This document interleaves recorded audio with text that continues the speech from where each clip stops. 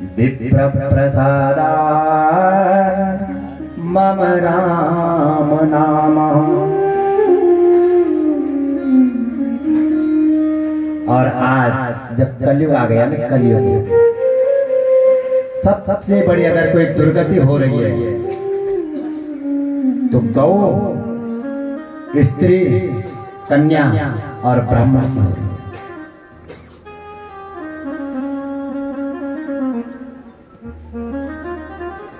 आज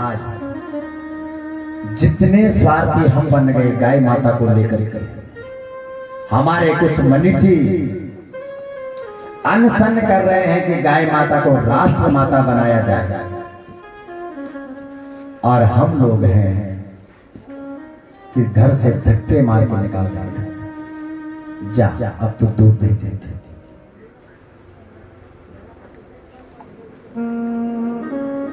इससे बड़ा दुर्भाग्य क्या होगा। और जब जरूरत पड़ती हमें तब ढूंढ ढूंढ करके लाते हैं। देखिए हमारे जीवन में गाय माता जन्म से लेकर के और अंतिम संस्कार तक गैया मैया रहती है।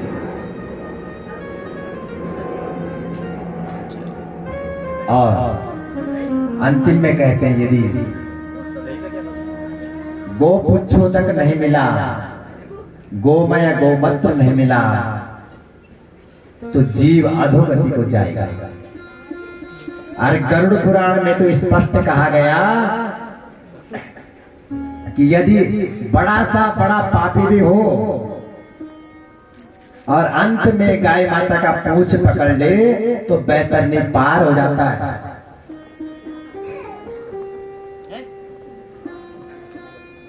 लेकिन आज हम लोगों को कलयुग की इच्छा पूरी करने की ठान ली है कि जैसा कलयुग चाहता है हम वैसा ही करेंगे। यही स्थिति आज ब्राह्मण की भी है। बहुरूपिया ब्राह्मण समाज में इतने फैल गए कि वास्तव में जिसके भीतर ब्रह्म तत्व है उसकी अवहेलना होने लग गई। जो अपने नित्य नियम से सत्कर्मों से युक्त है, ज्ञान लेना ज्ञान देना, दान लेना दान देना, वेद पढ़ना वेद पढ़ाना, उसकी आज अवहेलना हो रही है। और कभी कभी तो यजमान भी ऐसा रौब जमाते हैं, पंडित जी आपके कारण इतना देर हो गई। अब पंडित जैसे के घर के नौकर, अरे यजमान के कल्याण के लिए ब्राह्मण आपके घर पर आया है, नहीं तो भरण पोषण तो परमात्मा कर देंगे। एक कहावत कहते हैं हमारा गडोली में बोल रहे कि जैन सिर दीनी उस शेर भी दीदी लो। ब्राह्मण किसी यजमान का मोहताज थोड़ी होता है, उसके घर में जाएगा तब पूजा पाठ करके लाएगा तब खाएगा। नहीं, ब्राह्मण यदि यजमान के घर जाता है तो उसका कल्याण करने के लिए जाता है। और फिर हमारा भाव यदि ऐसा हो कि ब्राह्मण आने में इतना समय लगा जाए, मेरा समय नष्ट हो, और आ गया उसके बाद भी सम्मानजनक भाव भीतर नहीं बना। और कुछ सामाजिक सांस्कृतिक कार्यक्रम जो हमारे संस्कार होते हैं, अत्यधिक अवहेलना उन कार्यक्रमों में होती है। और उस चीज के दोषी आप सब लोग हैं। बताओ किसके घर पर नहीं होता पुत्र का विवाह, किसके घर पर नहीं होता पुत्री का विवाह। लेकिन आज के विवाह सिर्फ बैंड वाले, डीजे वाले और फोटोग्राफरों के तक सीमित रहते हैं। मैं किसी की निंदा नहीं कर रहा हूं कि किसी को मत बुलाओ, अच्छे से बुलाओ। मांगलिक कार्यक्रम है, खूब नाचो,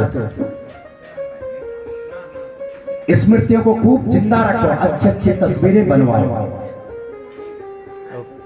लेकिन ब्राह्मण सत्कर्म करने से वंचित रह जाते हैं। जब हजारों जगह पर वीडियो वाला होता है, अरे पंडित जी, इधर से पंडित जी इधर आया था, अरे पंडित जी क्या करेंगे पंडित जी। बहुत बड़ी दशा है, दर्दनाक स्थिति, बहुत और इस चीज की आप जिम्मेदार हैं, और वो जिम्मेदारी आपको देखनी पड़ती है, भोगनी पड़ती है, उसका परिणाम मिल जाता है। 100 परिवारों में से 40 परिवार ऐसे हैं आज की तारीख में जिनकी तारीख पे तारीख चल रही है। सब लोग जानते हैं इस बात। इसका कारण क्या, इसके मूल में जाओ। रिश्ता पक्का हो गया, नाचने बजाने की साई, खाने खिलाने की साई, ओढ़ने बिछाने की साई। साई का मतलब समझते हैं? एडवांस। जरा हाथ खड़ा करो आप लोगों में से एक किसी ने आज तक अपने कुल पुरोहित को, अपने ब्राह्मण को एडवांस में दिया हो? पंडित जी मेरी बेटी का विवाह, ये एडवांस में आपकी दक्षिणा है। किसी ने नहीं किया और किसी ने नहीं दिया, और यहां तक कि ब्राह्मण ने कभी कहा भी नहीं कि आपकी पुत्री के विवाह के दिन मेरा बहुत बड़ा अनुष्ठान छूट जाएगा, आप मुझे एडवांस में दे दो पहले। कभी नहीं कहा होगा। और किसी के पुरोहित ने कहा तो बताओ। तो मैं एक तरफा किसी को दोष नहीं दे रहा हूं, लेकिन निवेदन कर रहा हूं इस पीठ के माध्यम से, हम सब जिम्मेदार हैं इसके लिए। सब करो, वीडियो बनाओ, नाचो गाओ कूदो, खूब मौज करो, लेकिन संस्कारों को जैसे थे वैसे ही रहने दो। संस्कारों को नष्ट मत करो। अब जो मालिक है, जिसके घर पर विवाह हो रहा है, उसे पता है नहीं कि पंडित जी क्या कर रहे हैं। 2-4 बाहर से जिन्होंने कई प्रकार के अलग अलग ब्रांड भीतर कर रखे हैं, वो कहते ए पंडित क्या कर रहा है? इस प्रकार के दुष्ट प्रवृत्ति भगवान ने उससे शुद्ध शब्द भी नहीं बुलवाए। और ये हमारे भीतर का क्रोध नहीं, ये पीड़ा है, अपने लिए नहीं, समाज के लिए।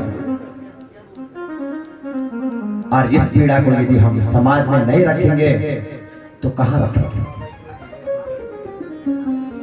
तो प्रत्येक की जिम्मेदारी है, सब एडवांस में बुक करो, लेकिन घर पर संस्कार करवाने के लिए जो ब्राह्मण आया है उसका भी भरपूर सम्मान करो। ईश्वर ने जितने लायक तुम्हें बनाया है उतना सम्मान करो। अंतिम में गोष्ठी मत करो, मीटिंग मत करो। कई लोग इकट्ठे हो जाते हैं, पंडित जी का क्या करेंगे? तुम उनका दिन चापने का दियो पंडित जी की दक्षिणा। अच्छा मैं नहीं पता, वो वाला बड़ा जठा जैसा है, वो बोला। अरे जटा जी क्या करेंगे? विवाह आपके बेटे का हुआ है, यदि आपके सामर्थ्य एक पत्र और पुष्प है तो अपनी श्रद्धा से अर्पण कीजिए ना। मीटिंग क्यों करते हैं? और यदि आपके सामर्थ्य बहुत कुछ देने की तो दीजिए। कौन आपका हाथ रोकता है? दाता का हाथ रोकना भी पाप। तो मेरा आपसे, पूरे समाज से करबद्ध निवेदन है कि संस्कारों को जरूर जीवित रखें। ये कथा तब सफल है अगर हमारे भीतर 7 दिन में एक चीज जीवन पर्यंत जीवित रह जाए। नहीं तो मेरे जैसे असंख्य, कोई गिनती नहीं। हम भी धरती में चलते फिरते रेंगते हुए कीड़े हैं, कल आए थे कल चले जाए। न जाने कितने लोग ये वक्तव्य दे चुके होंगे, लेकिन भीतर पीड़ा होती है जब हम संस्कार ही नहीं हो रहे। भगवान ने कहा सुदामा जी, आपके आशीर्वाद के बिना कुछ भी नहीं है। सुंदर वार्तालाप, बचपन की यादें ताजा हुई, रात्रि में शयन हुआ और अगले दिन प्रातःकाल भगवान ने कहा कन्हैया, सुदामा जी ने कहा कन्हैया मुझे अपने घर जाना है। भगवान ने कहा ठीक है। भगवान उनके वो फटे पुराने वस्त्र लेकर के आए। सुदामा जी आप वस्त्र बदल दो, ये राजसी वस्त्र उतार दो। सुदामा जी के मन में एक बार आया कि एक जोड़ी कपड़े तक नहीं दे पाए, लेकिन नहीं, उन्होंने सोचा। भगवान ने कहा देखो रास्ते में कोई आपके वस्त्रों को लूट लेगा, आपको शारीरिक क्षति हो सकती है, इन वस्त्रों को उतार दो। सुदामा जी ने प्रणाम किया, भगवान ने सपरिवार सुदामा जी को विदाई दी। चल दिए सुदामा जी वहां से अपनी नगरी में पहुंच गए, लेकिन मन में विचार किया वहां का नहीं। आप बताओ क्या विचार किया होगा? मैं माइक बंद करता हूं तब सुनो। क्या विचार किया होगा कि क्यों नहीं दिया, है ना? ये तो विचार किया ना कि कृष्ण ने मुझे कुछ भी नहीं दिया, है ना? ये विचार किया। भगवान ने कहा वाह कन्हैया मान गया, तूने मेरी भक्ति की परीक्षा ली और मुझे वो प्रमाण पत्र दे दिया जिसकी मुझे आवश्यकता थी। मैं अकिंचन था और जीवन पर्यंत अकिंचन ही रहना चाहता हूं, उस चीज का तूने मुझे सर्टिफिकेट दे दिया। तूने बहुत सुंदर किया, मुझे याचक नहीं बनने दिया, मुझे मंगता नहीं बनने दिया, तूने मुझे कुछ नहीं दिया, तूने मेरे ऊपर बड़ा अनुग्रह किया। ये तो मेरे जीवन भर की साधना व्यर्थ हो जाए। बहुत बड़ी कृपा तूने मेरे ऊपर की। कहीं मेरे मन में लोभ आ जाता और मैं कुछ बोल बैठता, कुछ मांग बैठता, मेरे कन्हैया हो सकता तेरे प्रति मेरे भाव कम हो जाता। तूने बड़ी कृपा की मेरे ऊपर, मुझे कुछ सोचते सोचते सुदामा जी अपने गांव की तरफ पहुंचे, लेकिन जहां गांव था वहां आज नगर बन गया। रात्रि में भगवान ने विश्वकर्मा से कहा जाओ दूसरी पुरी बसा दो ऐसे ही, लेकिन उसका नाम रख देना सुदामा। सुदामा जी अपने नजदीक पहुंचे, देखा मेरी झोपड़ी कहाँ गई होगी, कोई झोपड़ी नहीं थी। सुशीला मैया ने अपने सेवकों को भेजा जाओ पंडित जी को घर तक ले आओ। सुदामा जी ने कहा भैया आप कौन हैं? बोले आपके सेवक। मैं मेरे सेवक कहां से? बोले आपकी महारानी जी ने दी। बोले अच्छा कौन महारानी? बोले आप चलिए ना अंदर। तब तक थोड़ी नजदीक गए, सुशीला मैया द्वार पर आरती की थाली लेकर के खड़ी हो रखी। स्वामी जया दीनानाथ हरे। बोले देवी आप कौन है? बोले मैं तो आपकी ही भारिया हूँ सुशीला। बोले ये चमत्कार? हाँ। बोले ये आपके सखा ने किया। सुदामा जी के मन में थोड़ी देर के लिए रोज अपने प्रति ग्लानि सी हो गई। हे भगवान मैंने तो अपने मुख से नहीं कहा, लेकिन शायद सुशीला के मन की बात समझ में कि मैं सही आया। सुदामा जी ने कहा नहीं देवी मेरा आसन मेरा टाट मेरी बोरी बाहर दे दो, मैं वृक्ष के नीचे बैठ करके भगवान का भजन कर लूंगा। तब तक पीछे से द्वारिकाधीश जी खड़े हो गए। अरे सुदामा। बोले द्वारिकानाथ की जय। ये सब ना तो तूने मांगा ना तेरी देवी ने मांगा, ये सब तेरी भक्ति का प्रसाद है, मैंने तुझे दिया है। भगवान का प्रसाद समझ करके इसका उपभोग कर और अंत में मेरे लोग को आएगा। बोले सुदामा जी महाराज की जय।